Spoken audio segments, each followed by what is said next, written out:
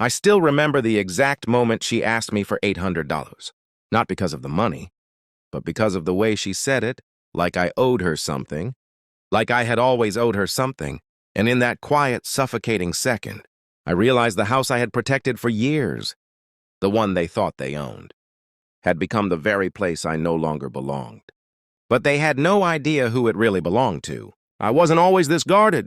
There was a time when I believed family meant safety, stability, a place where you could leave your guard down and just exist without fear of being pushed out. That was before my father remarried. I was 19 when he brought her into our lives. I still remember the first dinner we had together.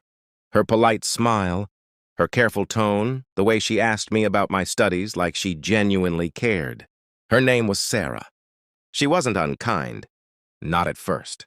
If anything, she was patient, observant, the kind of person who didn't try too hard to impress you, but somehow still managed to leave a good impression. And my father, he looked happy. After my mother passed, I hadn't seen that kind of light in his eyes for years. So I accepted Sarah, not because I trusted her completely, but because I trusted him. And that was enough, at least in the beginning. The house. It was everything to me. Not because it was large or luxurious, it wasn't, but because it held every memory I had left of my mother. The soft creak in the hallway she used to walk through at night. The kitchen window where she'd stand every morning with her tea. It was the one place that still felt like her. What no one really talked about, what my father never openly explained, was how the house had come to be. My mother had inherited it from her parents. And before she passed, she had made a quiet decision, one that would change everything. Eventually. But at the time, I didn't think much about legal details or ownership. I was grieving, and my father was still living there, still taking care of everything. So life moved on. When Sarah moved in, things didn't change overnight. She didn't come in and start rearranging furniture or enforcing rules. She took her time. Weeks passed, then months. She started small, new curtains in the living room, different plates in the kitchen, a new color on the hallway walls. Each change was subtle, easy to overlook. But slowly, the house began to feel less like mine, less like hers, and more like Sarah's. Still, I stayed quiet. Because my father was happy, and because I believed that maybe this was just what moving forward looked like. We actually grew close at one point, closer than I expected. She'd ask me about my day, leave food outside my room when I was studying late, even defend me when my father got frustrated about my career choices. "You're too hard on him," she'd say gently. "He's figuring things out." And for a while, I believed she was on my side. There was even a moment, I remember it clearly, when I told a friend, "She's not what I expected. She's actually good for us." Looking back now, that memory feels almost unreal, like it belonged to someone else. The shift didn't happen all at once. It never does. It started after my father's health began to decline. Nothing sudden. Just small things. Fatigue, missed appointments, quiet evenings where he'd sit longer than usual, staring at nothing. And Sarah, she stepped in more. Handled the bills. Managed the paperwork. Took over responsibilities my father used to carry without hesitation. At first, I was relieved. She seemed capable, organized, reliable. But then, something changed in the way she spoke. Not to my father. To me, it was subtle. A different tone. Less warmth, more authority. "Can you keep your things more organized? You should contribute more around the house. You're not a child anymore." None of it was unreasonable. But it didn't feel like concern anymore. It felt like control. I told myself I was overthinking it. That stress does strange things to people. That she was just trying to keep everything together. Then one evening, I overheard something. Not a full conversation, just fragments. Sarah on the phone, her voice low but sharp. "Yes, I'm handling it. He's still here, but not for long. No, legally it shouldn't be an issue." I didn't think much of it at the time, or maybe I didn't want to, because acknowledging it meant questioning everything I had chosen to trust. Weeks passed. My father grew quieter, and Sarah grew firmer. She started making decisions without asking me. Rearranging spaces, locking certain rooms, talking about long-term plans that didn't seem to include me, but she never said it directly. Not yet. Then came the morning everything shifted. It was quiet. too quiet. My father had gone to stay with a relative for a few days. Sarah said it would help him rest, get better care. I didn't argue. Maybe I should have. That morning, I walked into the kitchen expecting the usual silence. But she was already there, standing by the counter, waiting. There was something different about her posture. Her expression? Calm. Too calm. Sit down, she said. Not asked. Said. I hesitated for a moment, then pulled out the chair. Something in my chest tightened, though I couldn't explain why. She placed a folded paper in front of me, neatly aligned, deliberate. I think it's time we had a conversation about your role in this house. Her words were measured. Careful, but there was no warmth left in them. I frowned slightly. My role? She nodded, folding her hands together. You're an adult now. You've been living here, comfortably. But things are changing. Something about the way she said comfortably didn't sit right. I didn't touch the paper. What are you saying? She tilted her head slightly, studying me. Then, without breaking eye contact, she said it. I'm asking you to start contributing. $800 a month, rent. For a second, I thought I had misheard her. Rent? Yes, she said calmly. It's reasonable, given the situation. I stared at her. At the woman who once left food outside my door, who told my father to be patient with me, who I had trusted. And suddenly, every small change, every subtle shift, every overheard word began to rearrange itself in my mind into something sharper, something colder. You want me to pay to live here? Her expression didn't change. This is how things work. No hesitation. No explanation. Just expectation. I looked down at the paper. Slowly, carefully. And that's when I noticed something that made my chest go completely still. A detail. Small, but impossible to ignore. Something she clearly hadn't expected me to understand. Not yet. I lifted my eyes back to hers. And for the first time, I didn't feel confused or hurt. I felt certain. Because in that moment, I realized something she didn't know. Something she had never bothered to check.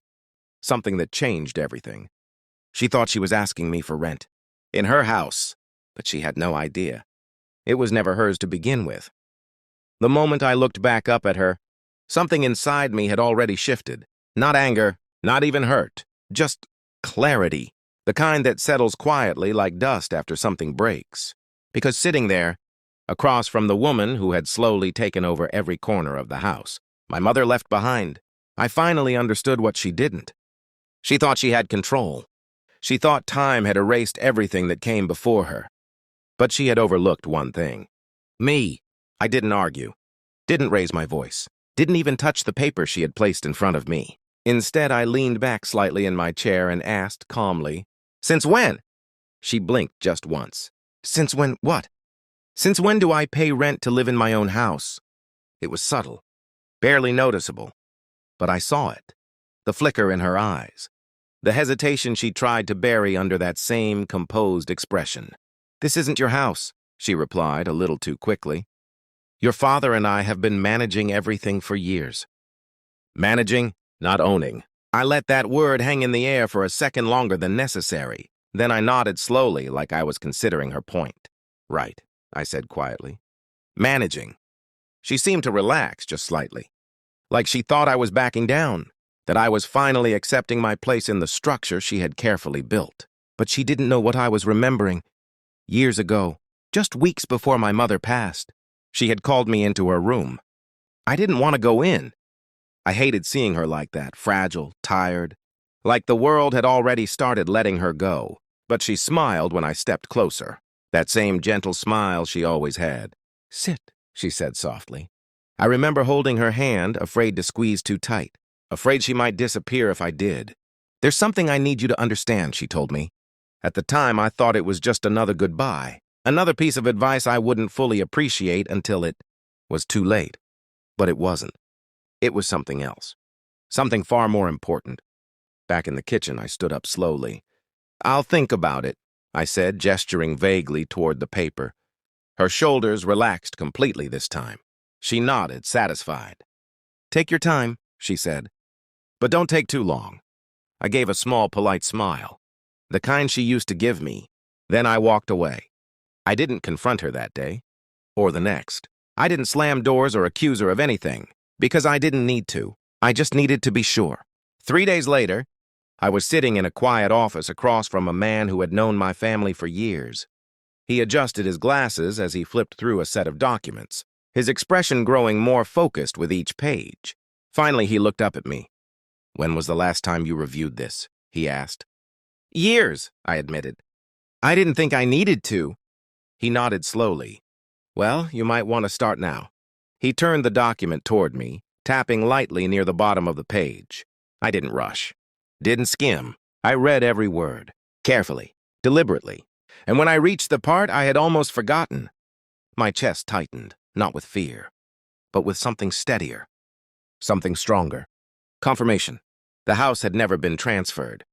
Not to my father, not to Sarah, not to anyone.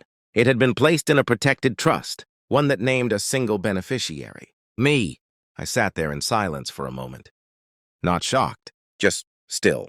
As everything finally aligned, every decision my mother had made, every quiet detail I had overlooked, she hadn't just left me memories. She had protected them. Protected me. "Is there a problem?" the man asked gently. I shook my head. "No," I said. "No problem." Then, after a pause, I added, "But I think someone else might have one." I didn't go home immediately. I walked for a while, let the air clear my thoughts, because this wasn't just about being right, and it wasn't about proving anything. It was about understanding what had been taken from me, slowly, quietly, over time, and deciding what to do next. When I finally returned, the house felt different. Not smaller, not colder, just clearer, like I could see it again for what it really was. Not Sarah's version of it, not the version shaped by quiet control and unspoken expectations, but mine. She was in the living room when I walked in, reading. Relaxed, comfortable, like nothing had changed. She glanced up briefly. "You've been out." "I had some things to check," I replied. She nodded, uninterested. "Good. I hope you've given some thought to what we discussed." I stepped further into the room, letting my gaze settle around the space she had redesigned so carefully. Then back to her. I said. She closed the book slowly, giving me her full attention. "And?" I took a breath, not deep, not dramatic. Just steady. Then I spoke. "I won't be paying rent." Her expression hardened slightly. "That's not really a choice," she said. "If you want to stay here, you'll need to—" "This house," I interrupted gently, "is not yours to rent." Silence. Sharp. Immediate. Her eyes narrowed just a fraction. "I don't know what you think you're implying." "I'm not implying anything," I said calmly. "I'm stating a fact." She stood up now, the calm beginning to crack. "Your father and I have been responsible for this house for years. Everything has gone through us." "Responsible?" I repeated.